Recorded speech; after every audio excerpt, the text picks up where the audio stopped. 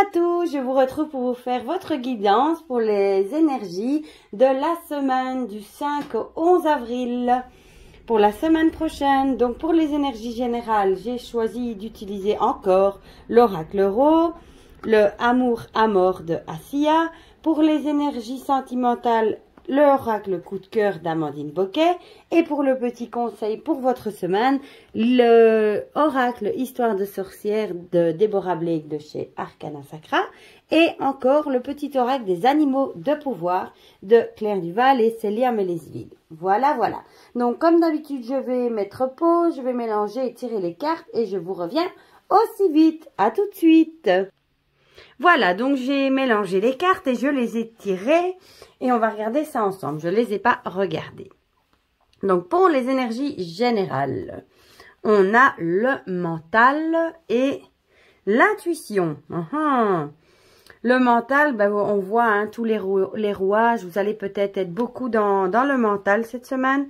Peut-être que vous allez avoir, je ne sais pas, des soucis, des tracas. Vous allez beaucoup penser, réfléchir, vous tracasser peut-être. Mais on vous dit qu'il faudra suivre votre intuition. Voilà. Si vous avez suivre votre ressenti, si vous avez des pressentiments, ou voilà, il faudra vraiment suivre votre intuition pour le mental. Voilà.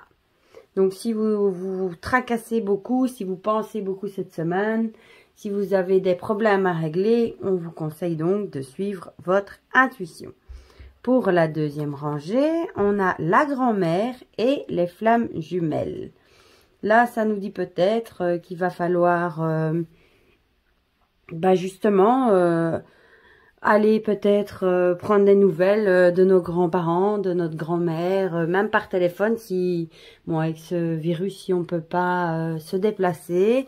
Ou alors peut-être qu'on va beaucoup penser justement à nos grands-parents cette semaine et qu'on aura envie de les voir et peut-être leur passer un petit coup de fil vu qu'on peut pas peut-être pas toujours aller les voir.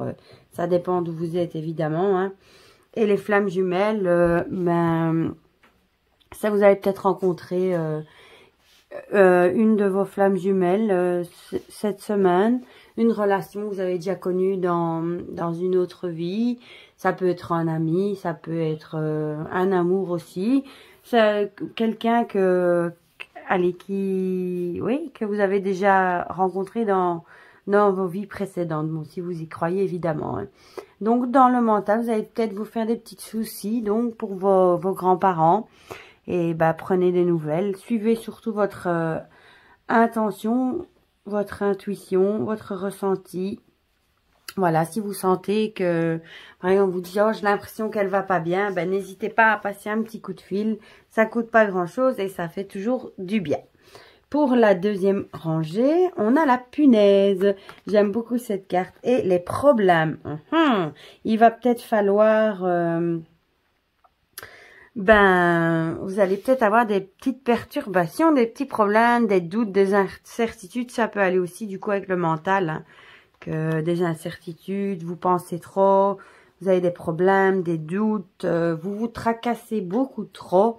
Alors qu'il faudrait lâcher prise. Hein. Et la punaise, ça, je vais quand même regarder ce qui est écrit dans le guidebook.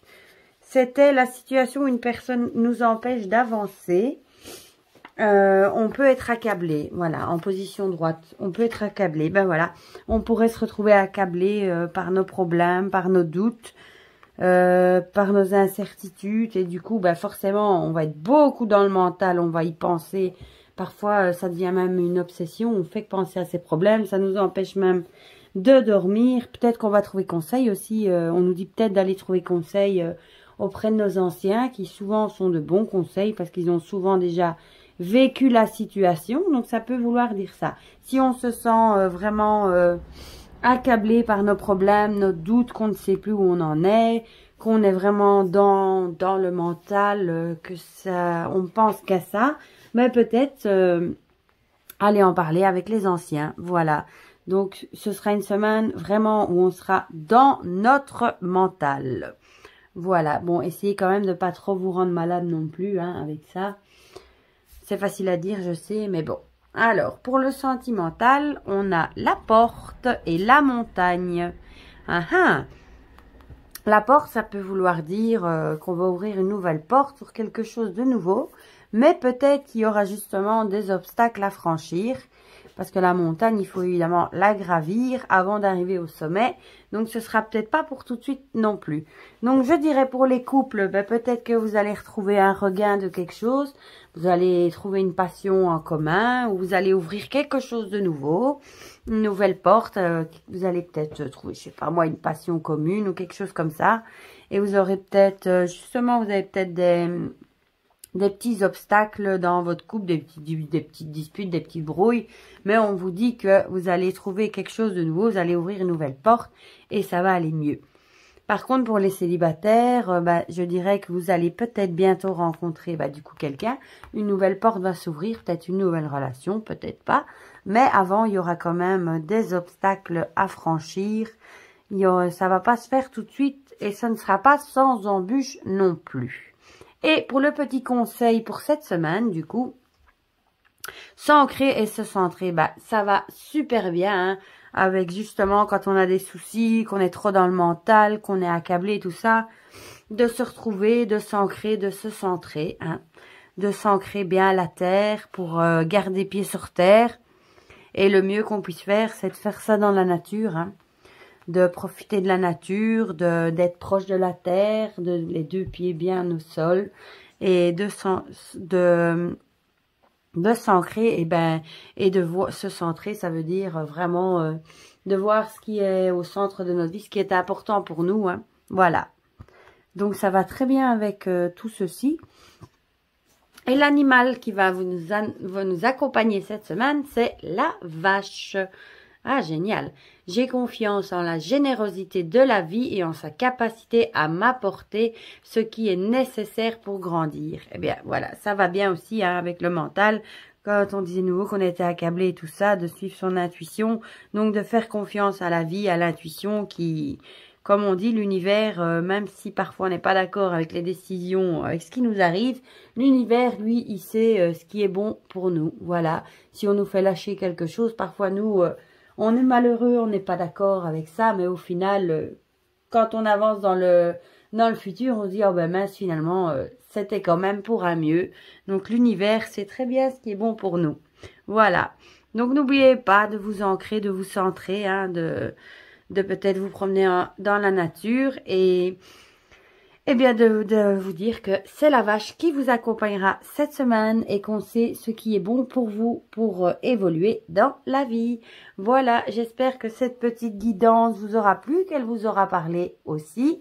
Dites-moi tout ça dans les commentaires, j'aime bien quand j'ai vos retours. N'oubliez pas de me mettre un petit pouce bleu si la vidéo vous a plu pour me soutenir. J'oublie toujours de le dire, mais c'est pas grave. Et voilà, pour le reste, prenez bien soin de vous. Essayez, comme je vous ai dit, de pas trop vous rendre malade avec le mental, hein. Essayez quand même de relativiser le plus possible. Et pour le reste, je vous fais plein de gros bisous et je vous dis à la semaine prochaine, du coup, pour la prochaine guidance, même s'il y aura d'autres vidéos entre-temps cette semaine. Voilà, je vous fais plein de gros bisous.